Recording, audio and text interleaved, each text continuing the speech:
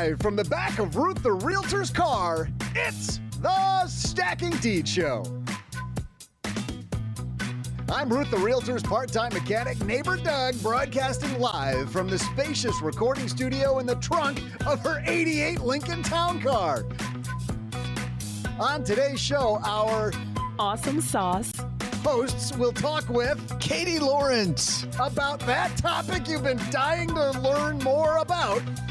It's how house hacking and Airbnbs has changed her life. I mean, finally, am I right? In our headlines, your jaw will drop when you hear us talk about apartments for the long term. What does that mean if you are a landlord?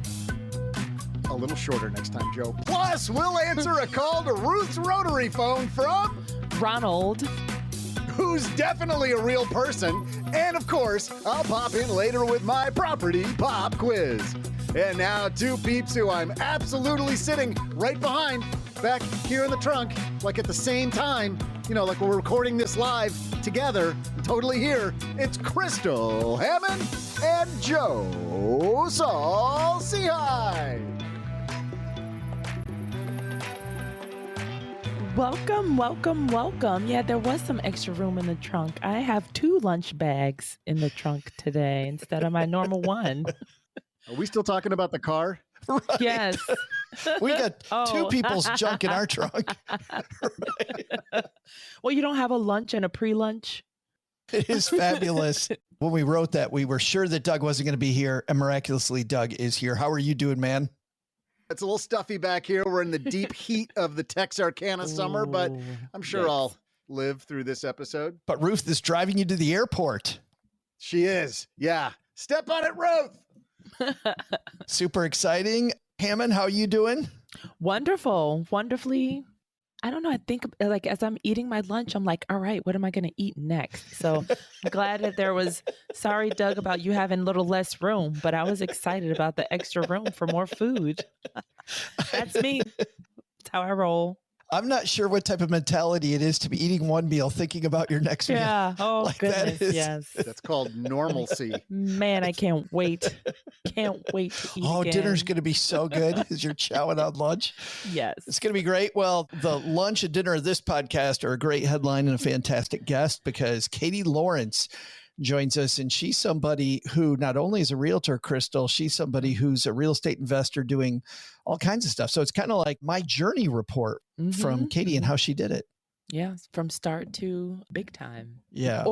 And then I like to big time, not even everybody has a different definition of what's big time. So big time for you may be 3 properties. Big time for other people are, whole blocks and neighborhoods. Right. Chad Carson really redefined that for us, didn't he? Going, hey, if your goal is to put your feet up, have fewer properties that just cash flow a lot. We're going to talk about one thing that private equity thinks is cash flowing in our headline. So why don't we get started? Hello, chaps.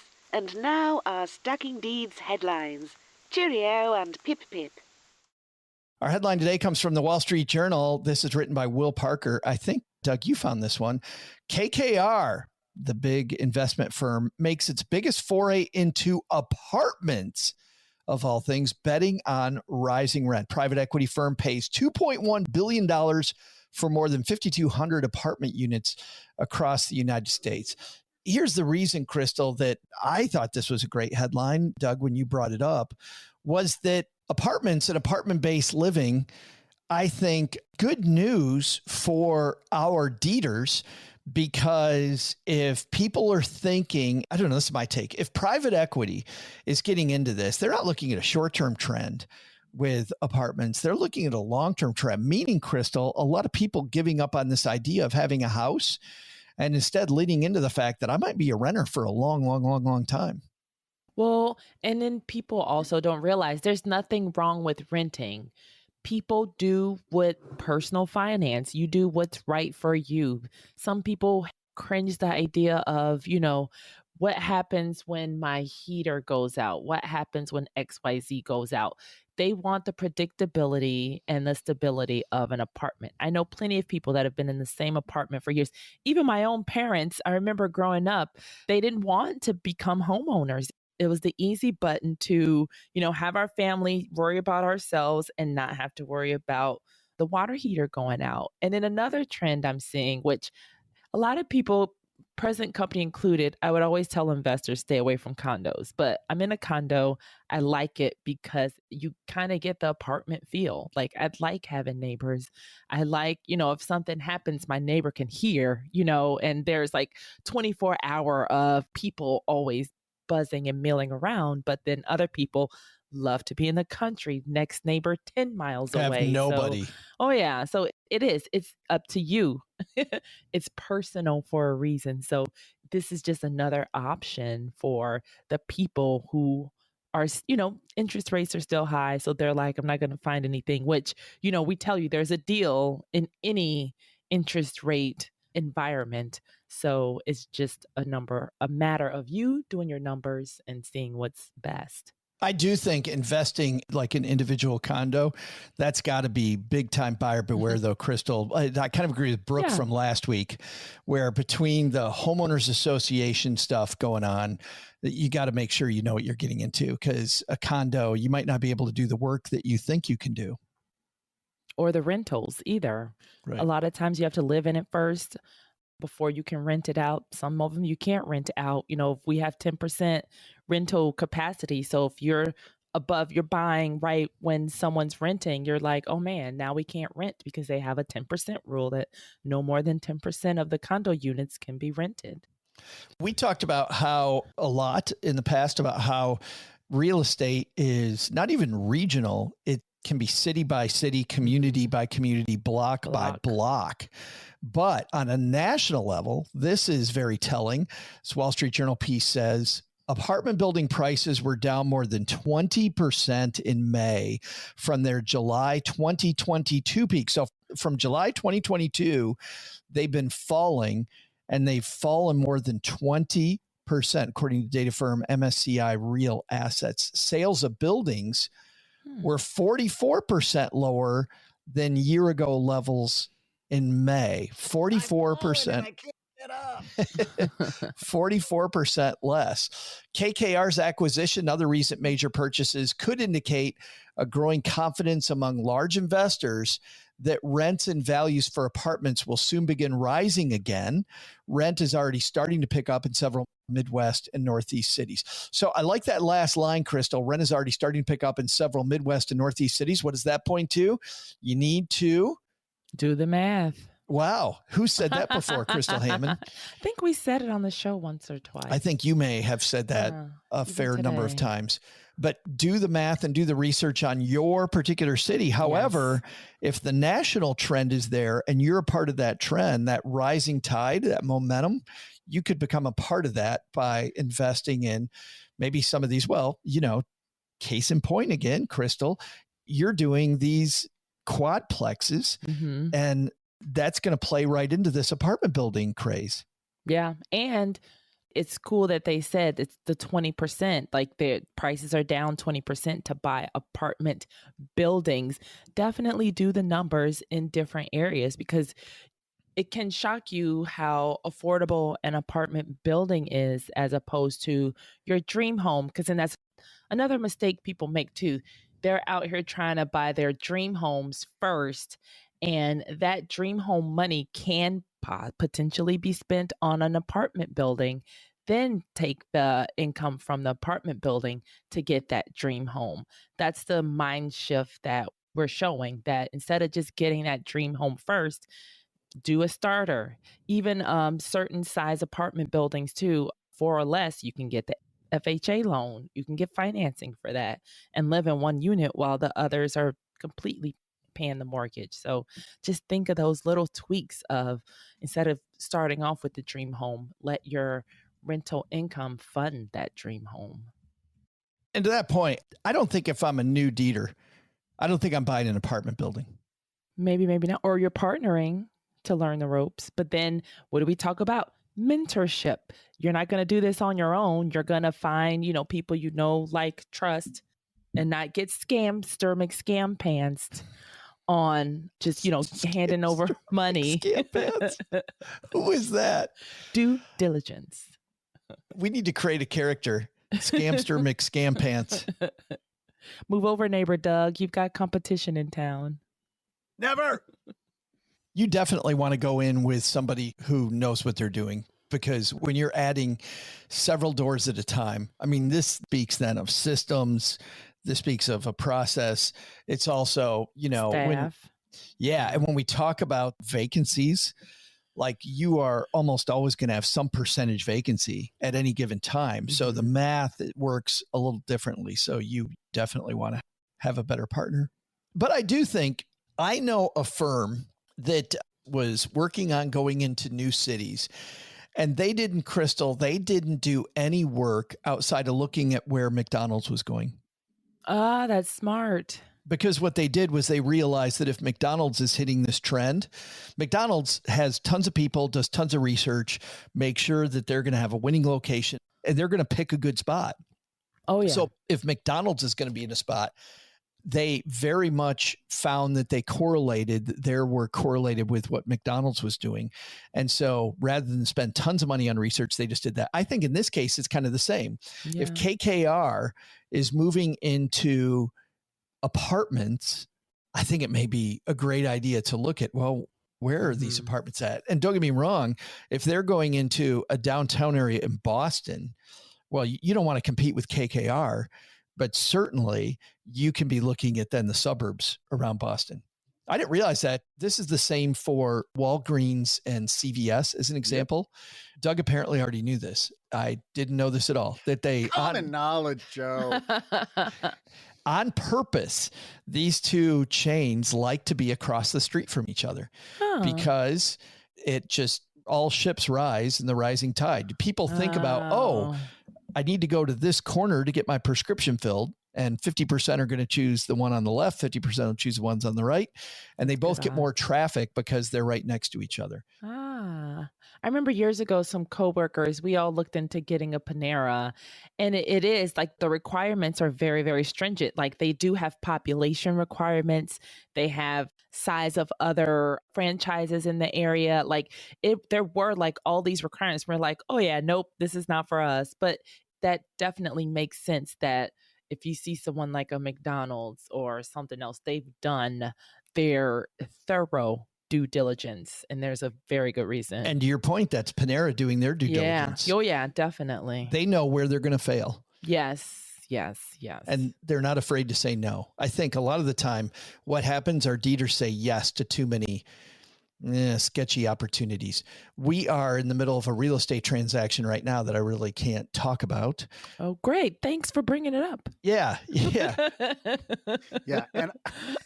And I have several hot girlfriends that are on the modeling tour, but I can't tell you their names. What I can say is we have these stringent requirements about whether it's a buy or not. We're being very careful with this potential home purchase, but we're not going to step into a deal just because we're excited about the opportunity. Right. The shiny object. Yeah. How often does that happen? Coming up next, Catie Lawrence is a person who we know from the fire community. Yes. She is somebody who's very passionate about being financially independent and real estate's role. And Crystal, you had the opportunity to talk to Catie and dive in. So we're about to hear that interview, but tell us a little bit about Catie.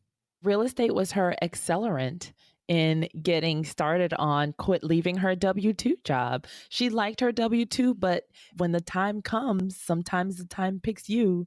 And they were making enough, her and her husband. She has a contractor husband. So they made enough that she said goodbye to her W-2. And you do have to plan for that because, insurance is very expensive. Health insurance is very expensive. So they had all the ducks lined up thanks to their accelerant real estate that helped them get there. I love having the ability to just bootstrap something, get to know it before you make the jump. It makes that quote retirement much more comfortable. But you know what's never comfortable? Doug's trivia, but we're going to do it anyway.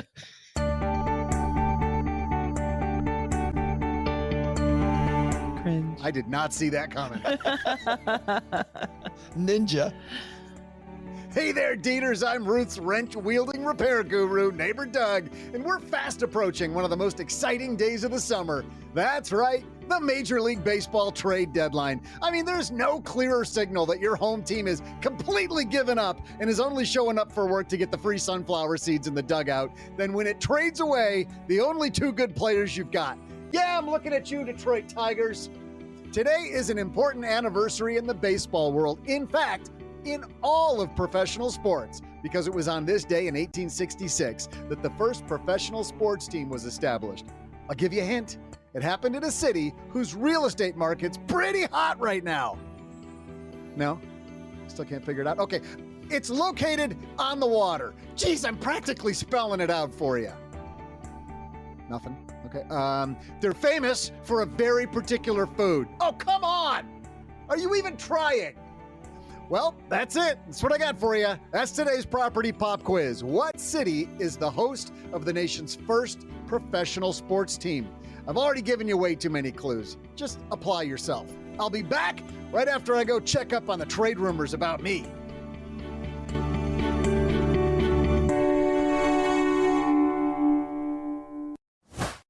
You know, Crystal, we're talking with this brilliant team today about benefits, but one benefit that people can give themselves is better property management. And we've mentioned a ton of property management softwares that are out there, but let's give people 3 reasons why the one we're about to mention is different. First, software alone doesn't really solve your problem. And that's why Hemlane's property management provides 24/7 repair coordination. That's right. You can either use your own service professionals or you can tap into their licensed network. Notice I said licensed network. Right. No, that's a good point. And we talked earlier in the show about it. Don't ask how, ask who. And Hemlane definitely knows who the who's are. Second, many of you are investing out of state. So Hemlane connects you with licensed leasing agents and other tenant placement services to help you find and place a tenant. And then third, Hemlane is ranked #1 by Gartner with 4.8 star reviews. Wow. So they're legit. Yeah, I know when I'm looking for food, if it's 4.5 and under, I'm not touching the restaurant. Yeah. When you see the sign that says discount sushi, you're like, no, probably not. Not 2 words that go together. Manage your rental properties with 100% transparency and control without the administrative work through Hemlane. They offer everything from advertising your rental to over 30 rental websites to automatic rent collection and late fees. Best of all, you can tap into their network for a more hands-off and remote experience. Hemlane will increase your satisfaction and your cash flow with your rental properties. So visit www.hemlane.com and don't forget to mention to tell Hemlane that you heard about them through Stacking Deeds. Hemlane will dramatically improve your property management. We talk about Hemlane because of the fact that we believe in them very much, to the point that we have an affiliate deal with them. So if you'd like to help the show and help yourself, make sure when you go to hemlane.com, you tell them what Crystal you just said. Yep. Please tell them Stacking Deeds. Sent you. We should have coordinated that.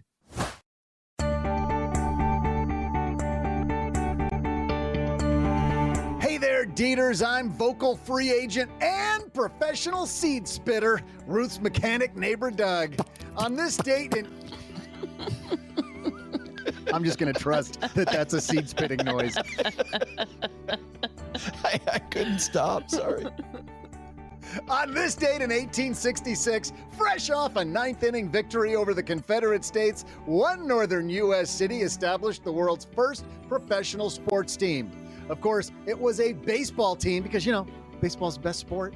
Before the break, I asked you, what city is the host of the nation's first professional sports team? I even gave you a whole bunch of great clues, but based on that blank look on your face, I'm guessing you still haven't guessed it yet.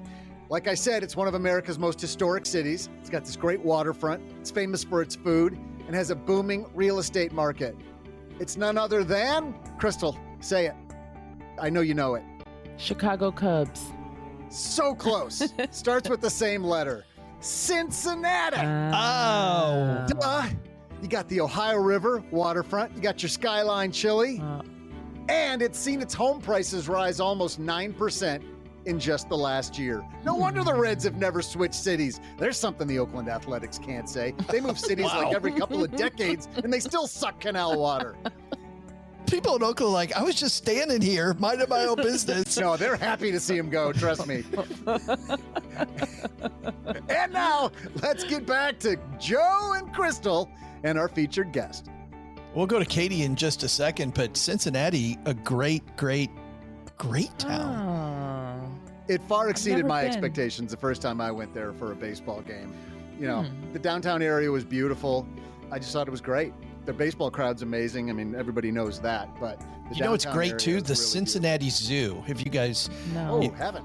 As a Yeah. Buckeye didn't go to Cincinnati. Not once. Well, I mean, can a Buckeye find their way from Columbus to Cincinnati? Oh, There is, hardy har har.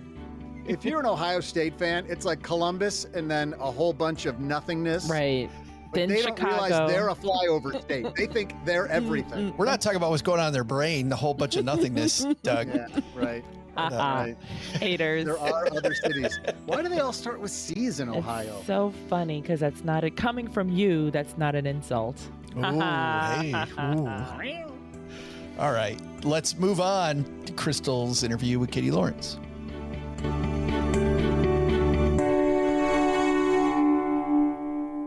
Pull over, Ruth. I think that's Catie. Catie with a C. Well, hello, Catie. We are thrilled that you're slumming it. Well, I'm not going to call it slumming it, but you're walking around the streets of Texarkana. Yes, I am super pumped to be here. I mean, it's beautiful. It's nice and humid, and I love it. Well, yeah, nice and humid. That's hilarious. That's the perfect oxymoron. But, well, we're excited to have our Dieters learn from you. So let's hop right in. So you were just walking around you're part of the FI group movement. Yes. So where did real estate come into this mix? Yeah, so I've been on the financial independence train for quite a while, and Hey. I bought my first townhouse in 2008 back in Okay. Philadelphia. Nice. That was just a regular purchase, had some help from the parents, with the down payment and Nice. everything. And when I was a girl, it wasn't called house hacking, it was called having a roommate. Uh-huh. So I had a roommate, always had a roommate. And then a little thing called Airbnb came about. Well, how were you finding roommates before Airbnb? So friends. Oh, Friends, cool. Well, yeah, that's I- good. Yeah, I Good. worked with a bunch of people who I was in a great area. It's called Conshohocken. It's right outside of Philadelphia. Okay. So it's a cool location. So people, wanted to live with me, which was great. I mean, that's a great way to just, kind of split some bills. And then we started renting out a room in my house via Airbnb in Okay. 2012. So very early, there was a medical center right down the street from us. So we would have good. students rent the room. They would be perfect Airbnb guests, super quiet. Yeah. See, it's good to know the area and to know that facility was down the street too. Absolutely. It kind of was serendipitous that happened. I don't think I knew Yeah. that. It was just Right. one of these things. Like, we were using Airbnb to travel. We love to travel. And then we just, hey, let's see if I can put this up on Airbnb. And we got great response. So I've been Airbnb a part of my home, since 2012. Wow. And so, well, I guess you said it was mostly friends, but then you switched to the medical profession. So you were still living there and Yep. renting to people just off of Airbnb. And that worked out fine, or how did it work out? Yeah, that worked out great. Typically, Cool. they were pretty quiet. They would just come in for a night or two. Again, perfect guests. They were studying. They would do their tests. They would come back and then they would leave. We did have one gentleman stay with us for about 2 weeks. And I think he was living out of his car. So he was living with us, but we had a maximum stay amount of 2 weeks. Good. Okay. He was harmless. And then in 2014, my husband and I moved to Colorado, which is where we are now. He is a general contractor. So that is very helpful in the real estate world Oh, to yeah. marry someone who knows how to fix things. Yeah. Oh, man. Yeah. So we moved and he basically had to restart his business. You lose a bunch of subs when you move. He gut our house. So similar to Carl and Mindy Jensen, we Yeah. lived in every room in the house. Where did you buy in Colorado? Like, what were your criteria and what you were looking for? Yeah, so it wasn't that complicated. It was just we Okay. wanted to be in Colorado. We wanted to be a little closer to Denver because we were young and didn't have kids. And so we bought in a place called Arvada. And we bought very close to the Old Town little shopping center, which now it's a booming metropolis. There's a train station, but it wasn't like that 10 years ago when we bought. So just location, location, right? It was kind of luck too.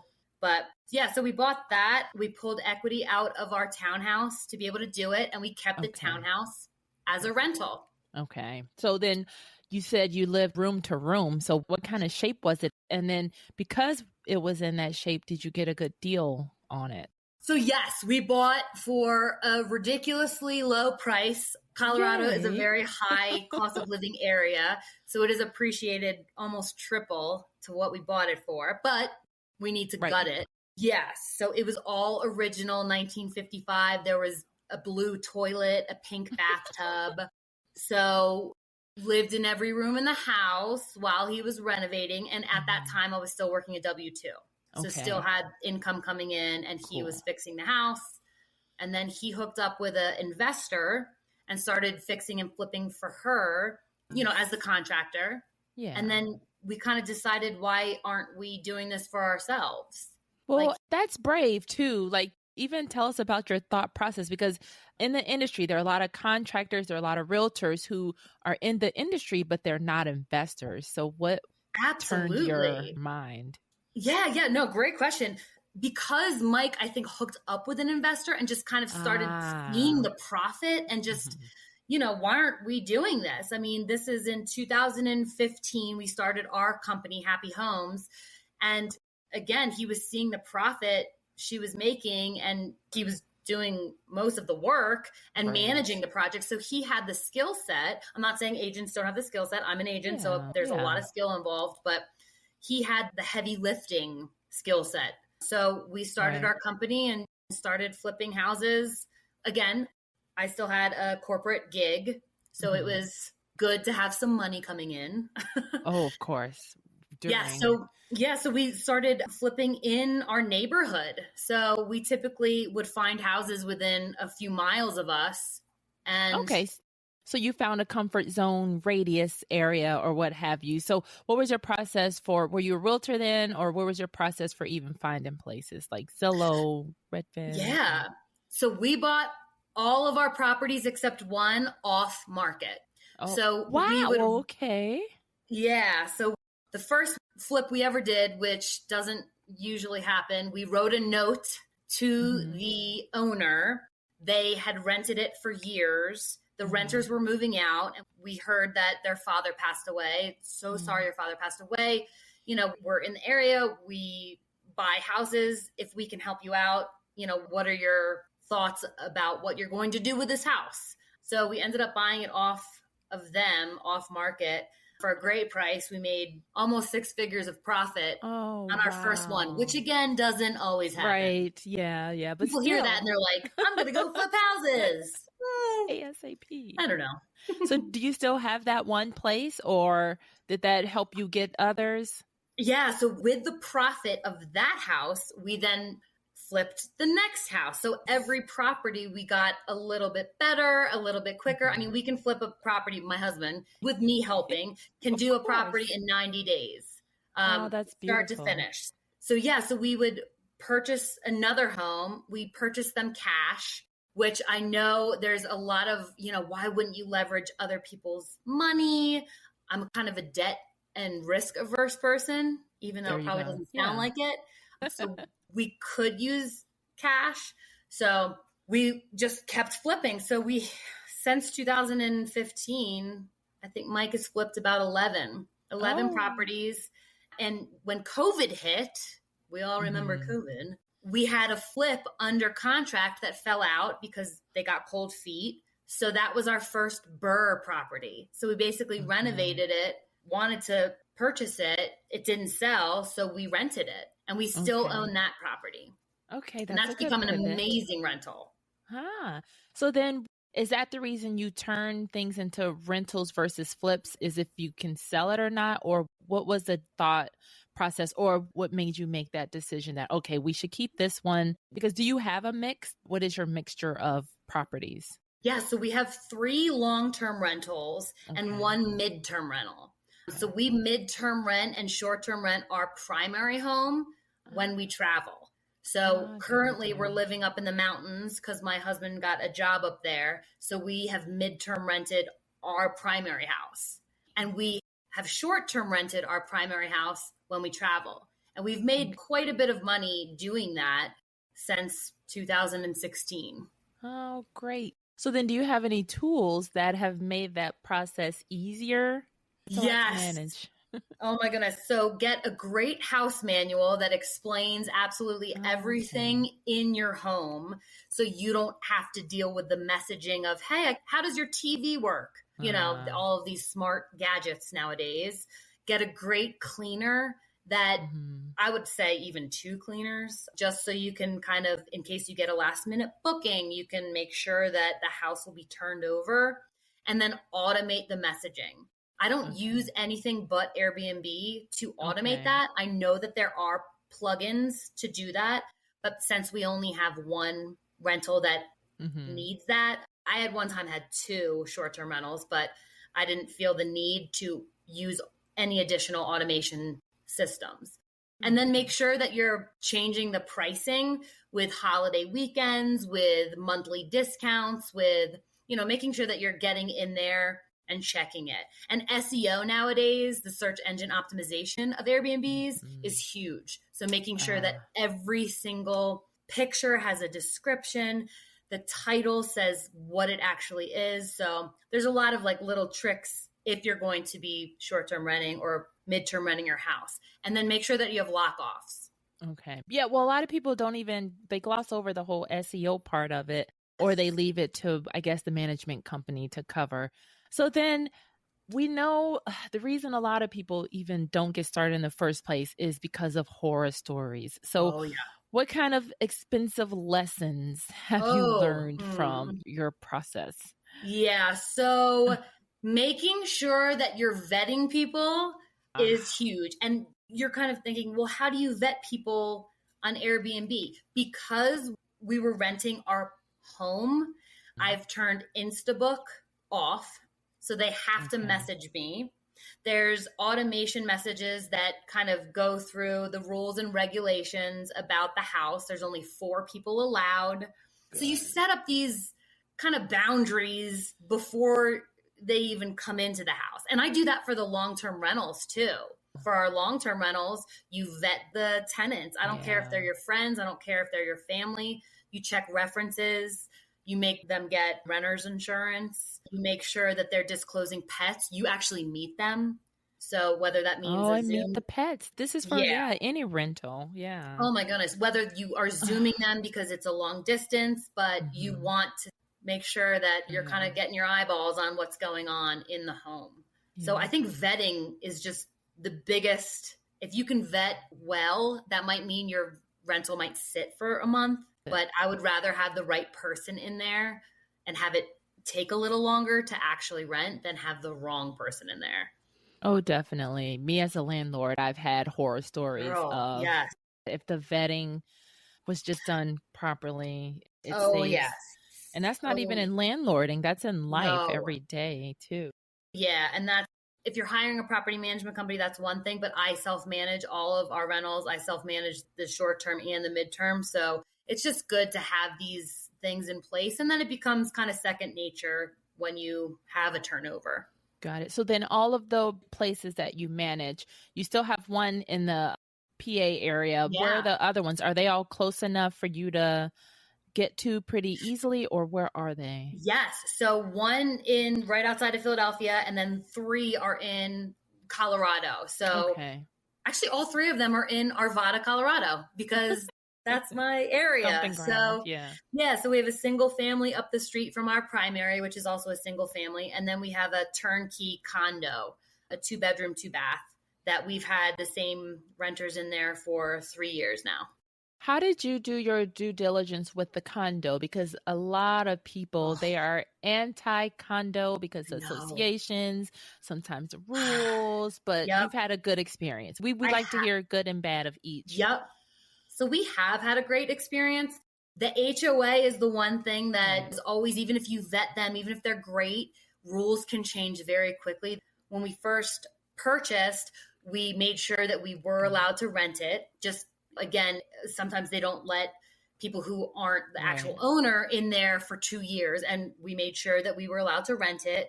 And the HOA, I asked a few questions, but there's only so much due diligence I think you can do. So the first 2 years that we owned, the HOA was great. I think it was around 150 and they just bumped it up to 310. Jeez. So just, it's almost tripled, but water in Colorado has gone up. They're doing a lot of road work. I mean, these are things to ask potentially. Hey, are there projects within the community that you're doing in the next year or two that I should be aware of before I buy? Because that affects the HOA. I mean, I'm an agent, so I tell my clients to do that if they're going to purchase in an HOA. Yeah, no, that makes sense. So then having a contractor husband, since we all wish we could have that, what is some good advice about even getting an idea of, okay, this place, this is way beyond our level of like the budget is just too much, or this one's, oh yeah, this is doable. Yeah. So I would recommend, even if you don't have a contractor husband, I mean, get one if you can, but walking the project before and asking how old the roof is, the HVAC system, the water heater, the plumbing, when was the electrical updated? These are things that even a layperson might need to hire somebody to walk through. I know that you guys just did a segment on the virtual plumbers and electricians. That would be a great situation where, hey, take a look at this electrical box. It looks pretty old. Like, would this need to be replaced? Potentially it would be. And that jacks up your budget. So I would, even though we're like, oh, well, Mike is a contractor, he can fix it. We did that with all of our projects. We walked the projects, especially because they were off market. A lot of times you're getting a deal, but you're like, okay, well, how messed up is this property? Like, are we going to have to fix or put in an air conditioner? Are we going to have to re-shingle the roof? So just walking that and checking the major systems of the home, windows, how old are the windows? Because if you're flipping, you want to make sure that, the neighborhood matches what you're going to be doing. But if the windows are original, I don't know, maybe that's just going to have to be replaced anyway. So I would just check all of the major systems of the home because cosmetics pretty easy. I mean, you can caulk and paint, make it what it ain't. That's what my husband says. Oh, that's a great phrase. Well, that's a good point because I get, Dieters, you can add this to your checklist saying you can actually ask what's the age of everything. I would have never thought of asking like the actual age. It's just getting a visual. So getting the actual age. 100%. When was the sewer last scoped? That's a huge issue. Sewer issues, oh my goodness. You want to make sure that, again, the major systems of the home are good. And in the beginning, I think because we took for granted that Mike was a contractor, we probably didn't do as much due diligence as we should because it's like, oh, he knows how to fix it. But like, you need to kind of price out. So as, the first year or two, we still made great profits, but I got a little bit more organized because I was the bookkeeper. I took care of all of the statement of work. So if we had quotes from people, I would make sure that I was putting them in a spreadsheet, like just try to be organized. Right. Yeah. So that's something you haven't hired out either. Like, are you still? Yes. So I am the girl. So for our company, I was able to leave my W-2 in 2021, but thank you. But up until that time, I was doing the day job plus the real estate stuff on nights, weekends, keeping the books, doing all of the tax stuff.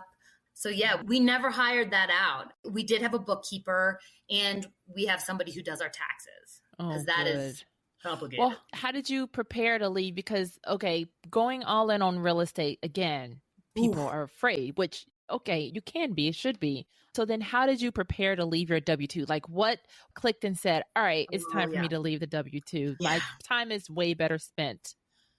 So I was in a corporate America job, great company, but I was on my 11th boss in 9 years. Oh, wow. So it was just becoming, there was always fire drills. I'm like, guys, we're not curing cancer here. I mean, the doctors that we're supporting are, because I was in healthcare IT, but we're in marketing here. So I just wasn't loving it anymore. So it took me 2 years from the point of, hey, I'm not really liking this anymore, but because I'm on the financial independence train, you plan. And I was an aggressive saver up to that point, but like, you don't just, oh, I'm going to leave now.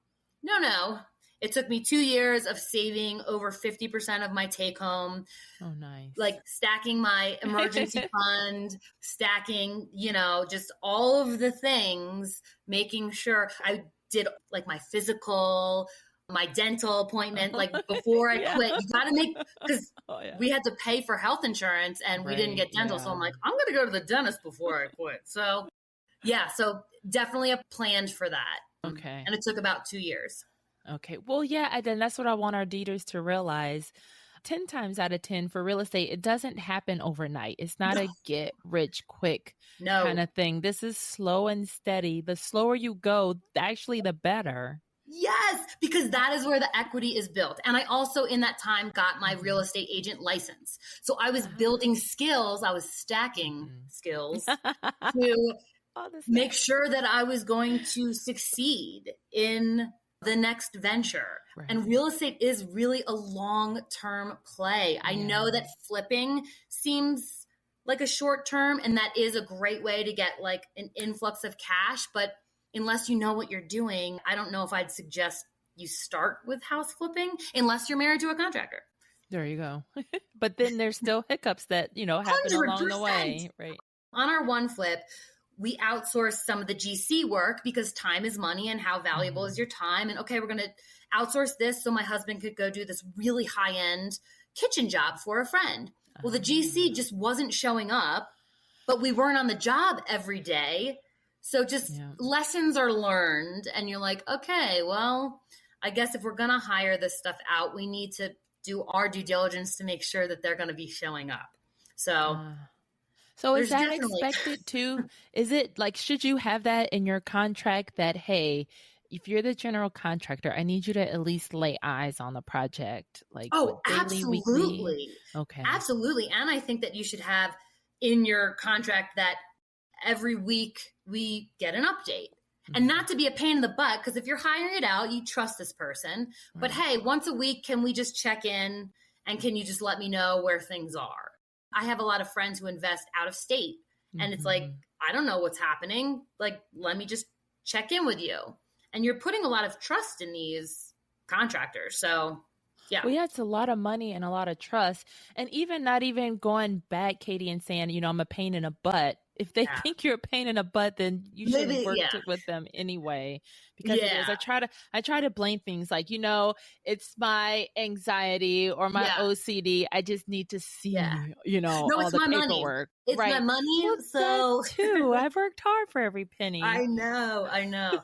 So recently, my husband got a job up in the mountains in Colorado, in Fraser, Colorado. That's where we want to be. That's kind of like the lifestyle play.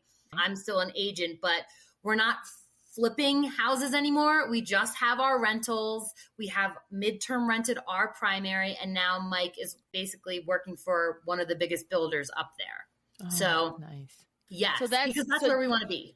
Yeah. So you think that's helped a lot too with, well, and even the vision, because let's talk about vision and, so then what are you excited about that's coming up or that you want to try next? Yeah. So the next on our list is to build a house for ourselves. So we want to purchase some land up in Fraser, Colorado and build a home. I think the goal would be to live in it for 2 or 3 years, avoid those capital gains, and then sell it and do it again. So that's really exciting to Mike. He's a carpenter by trade. So he is pumped to just build a house. Okay, so then I love this. So the best way to prepare for that is to work for a developer that's building. So then he's getting a lot of skills in that. So then what other mentors or people are you following that are really, really like just showing you like, okay, that's what I want to do. That's how I get there from point A to B. Yeah. I mean, honestly, I have followed your show, Stacking Benjamins, because I'm on the financial independence train, I invest heavily in index funds, my HSA, Roth, a solo 401k because we work for ourselves. I diversify those assets. So there's so many free resources with podcasts. So real time people, I have a buddy here in Colorado who is a flipper as well. He's an agent. So he was kind of my mentor in my brokerage. And he's been awesome, especially on the agent side of things. Like, hey, can you review this contract? What do you think about this? But a lot of my mentors are people I don't know, I guess. Paula Pant, I've been following forever. Mr. Money Mustache, I follow. Oh, gosh. So me and my girlfriend started a financial group about 5 or 6 years ago now. Ramit Sehi is also another guy I follow. Mad Scientist is great. All of these financial independence, but like mindset people too, right? You have to get your mind right around some of this, because if you want to leave your W-2 and you have a scarcity mindset, that's going to be real hard. So those are some of my friends, my internet friends. That's awesome. Yeah, I saw Ramit. It's funny. I saw him. I went to Japan and he was talking. I was like, I know that voice. I was like, hey. And because he was FinCon, the Financial Bloggers Conference. He was at the first one and he did a critique of my blog in front of everybody. It's so embarrassing. Oh my gosh. Really that's neat. amazing. Yeah. And that's cool that you were in Japan and got I know. Yeah. Groupon. Never underestimate Groupons, you guys. Japan Groupon. All right. So then what even prompted you to even want to start a company? Yeah. So again, because we were fixing and flipping, we wanted to make sure that, assets were protected in that LLC. So we started that company. happyhomesltd.com is the website. And now it's just kind of, a real estate investing company. And then I'm the agent. So, still helping clients purchase and sell homes. And because obviously your primary home is your primary home. Like your home should potentially not make you money, but I always have that financial lens of, will you be in this home for 5 years? If that's the case, definitely it's worth it. You might not want to buy a fixer upper. You might just want to, have something like, how much time and money do you have? Like I try to approach it with a lens of like, what are your goals? I know that's different from an investor standpoint versus, hey, this is going to be my forever home. But just trying to position those questions to either an investor client or a forever home client. I've helped friends and clients put renters in their homes that they're moving from. Okay, and got it. Yeah. I've encouraged them, let's look at the numbers. What does it look like? Would you be able to hold on to this? Because this is an asset. Right. So now you're diversified. And if I can help you place a tenant and you guys can manage yourself, set up the systems and, teach a man to fish. Right, exactly. You're teaching fishing. Playing chess. You're playing chess. I love it. Well, and then speaking of contracts, how about contracts and lawyers? Like, have you been involved with a lot of lawyers looking at your contracts or? Yeah. So my brokerage, I'll have, managing brokers look over contracts that, we're purchasing and selling. But if we're doing a wholesale deal and we're buying it, the contracts are pretty small. We've not really had lawyers get involved. And then my husband and I have an operating agreement, even though we're married. And that's smart. Oh my gosh, it's so smart. Yeah, it's like, don't argue with me. What does the operating agreement say? Yeah, 50%, buddy. Okay, I own it. But I would recommend, anybody working with anybody, get an operating agreement. And I used this. I didn't have a lawyer involved, but I used it from another partnership we did years ago. So I kind of used that contract. Same template. Oh, that's a good idea, though, because, one and done with the contract, just change out. Yeah. And again, have a lawyer look over it if, I would potentially recommend that. But yeah. If you understand it, you understand it. Yeah, absolutely. Well, cool. Well, thank you for chatting with me and with us and the Dieters about your story in real estate. It's very exciting and fascinating. Yes. Well, thank you. Yeah. I would recommend anybody, just get out to real estate meetups if you're looking to get into real estate. Yeah. And one deal can really change your life in the long run. Right. Yeah. It's a long-term play. Makes sense. Well, thank you. Thank you. Big thanks to Catie for joining us. Yes. Fun chat as usual. And just do your due diligence and house hacking. What did we say on the Sweet 16 episode 1? We did the brackets. House hacking for the win. FTW. For the win. And you know, Scott Galloway, who I really like, I've liked his 2 appearances on Stacking Benjamins. I saw a short clip of one of his hot takes on TikTok the other day. But he made something very clear, Crystal, that the United States is a great place to be if you want to win, meaning that doing hard work will pay big dividends. And as I'm listening to you and Catie, I just think about how that due diligence, if you put in more due diligence than your partner, it doesn't mean you are going to win, but the chance that will pay off is great. But that obviously comes at the expense of safety net. Winners are going to win bigger in the United States, and losers are going to fall further in the United States. They're going to lose loser. Then they will. As an example, let's say you decide to go to Ohio State. You're welcome, first of all. Congratulations. Throwing that out there. But honestly, the fall from Ohio State's not that bad because you're already down there pretty low. So it's like you might skin your knee, honestly. But I do think that the due diligence payoff can be really big because you're competing with a bunch of people that don't put in that time, that don't do that work. And while doing that work doesn't mean you're going to be a success. Lowers the risk. That's what we want to make. Yeah. Well, and what's that phrase? A fool and his money is easily separated. Like, you don't want the low hanging fruit. You don't want how many times I will say this till I'm blue in the face or whatever color you turn when you say stuff too much. But if something is too good to be true, be suspicious. Like it's too good to be true. The something for nothing real estate bros. No. Drive me crazy. Yeah.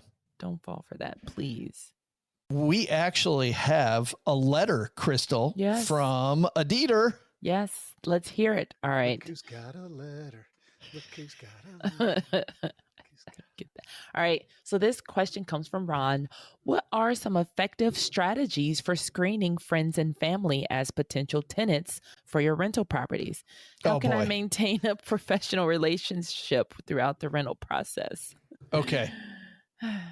What's your thought there, Crystal? Because I got one. Yeah, me too. Yeah, the short answer is no, absolutely not. Everybody thinks their friends and family won't screw them over or won't do it. I say absolutely not. That's just long story short. Like, thanks for writing, Ronald. Yeah.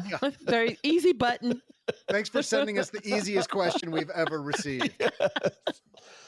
You are always going to be emotional when it comes to friends and family. You can't not be, and they know you are. And by the way, who generally is going to want to rent from you and friends and family? It's going to be your friends and family member that needs a favor. And the reason they want to rent from you is because they can't get somebody else to be their landlord. Yeah, that's funny. I like that one. I like to use that excuse too. Maybe the bank's right. You're not ready for money. I can't loan this to you. Oh, nope, can't co-sign for you. The bank's right. You're not ready for a car payment. Just listen to the bank. Mom. Let me just run the credit check. No problem, Mom. Oh, sorry. What if it is your mom? Crystal, you've been in that situation. Yes. And so one of the things too is communication. Just start off by, hey, and be transparent. This is the mortgage. If you can't pay, we both have to leave. If you're still living in the apartment, in one of the units, or you can, do that. Like, listen, if you don't pay rent, I can't pay the mortgage and you're going to be homeless because they're going to take the house from me and you won't have anywhere to live. And then now my credit's bad because I took a chance on you. But did you say that to Mom? No. Do as I say. You already screwed me up when you were raising me, and then you want to totally hose me when my credit when I'm older? In theory, I would say try to keep everything as professional as possible. Like, be like, listen, here's the process that everyone has to go through, no matter who you are. And you can even say, I don't even handle the screening. You are going to have to go through them just like everyone else. It's not personal. It's just how we run the business. And you can even create the fake email, screener at, whatever, and say, you'll be talking to Tina, and Tina can be you. They'll never know. It's just going to be emailing or texting or whatever. But I would just say, are you creating an alter ego to avoid confrontation? Pass it to a third person. Like, this is the property manager who's going to take your calls whenever something breaks or fixes. That is smart. If you're late, these are the rules. So it's out of my hands. Tina's the one that's going to be the enforcer. Like, I like sleeping late or, sleeping good at night, knowing that Tina is my right-hand man, and she's the one that handles everything. So, and Mom will never recognize your voice, will nope, she? Ever. Nope. Thanks to AI, you can use AI to change the voice of Tina. They never have to meet. But yeah, you could just... I don't get angry. Tina gets angry. Don't you, Tina? Oh, yeah, I get really angry. I get angry all the time. And then just put even things that we recommend you put in any lease, be like, hey, there's an inspection every 6 months or 3 months or quarterly inspection, things like that to make sure that advantage isn't being taken. So, up and up. Yeah. Well, I do like the idea. I love the idea, by the way, just getting to the base of that, just contract. Yes, the contract, the lease. But I like even better, don't. Don't. Yes. The bottom line, please don't do it. We're begging you not to do it. You think you're doing a favor. And thanks so much for the question, Ron. We appreciate it. And good luck finding a stranger. Please, God, find a stranger to rent your stuff out to. Yes. Next week, Crystal, let's talk about what's going on next week. We are doing a greatest hits episode. It's our week off. We go 8 weeks on and a week off. And next week, who are we going to be going back to? We're going back to Whitney. Oh, it's going to be great. Yeah. Because the flower pot's open for business. Yes. And you're going to hear about one of the grant programs she applied for. Who was it? Zillow or Airbnb? Airbnb. Yeah, gave her $100K to do towards the project. She said that money went super quickly, which when you see how beautiful the flower pot is, you will see why. But there's programs out there, people. Apply. We're talking about our episode with Whitney Hansen that we did last year. Whitney is an Airbnb host. She really leans into these iconic properties. Her first one is a yurt. It is a really quirky property out in the woods. And the second one was a flower pot. And so when we interviewed her, the flower pot was just getting ready to open. And now, Crystal, to your point, the flower pot is open. So we're going to play that next week. And then a big surprise for the week after that. Big surprise. Big. Yeah. All right. That we can't say, right? We're going to bring something up and then say we can't talk about it. Who would do that? We're way above pulling trickery like that. Yeah. All right. That's going to do it for today. Where do people get the show notes, Crystal? Yes. Head to stackingdeeds.net/show notes and stackingdeeds.net/voicemail if you want to give us a call. And to say hi, she is Condo Crystal on the socials. Yes. And either find me at Stacky Benjamin's Podcast on Instagram or Average Joe Money on X. Although every time I go onto X lately, I wrote about this. I get this weirdness that's served up at the top of my thing. And it's always this weird political stuff. So I'm not loving that. But anyway. Yeah, you never know what you're going to get. No. Life is like a box of social medias. Yeah, I don't know. Doug, get us out of here, man. What are our takeaways today, big guy?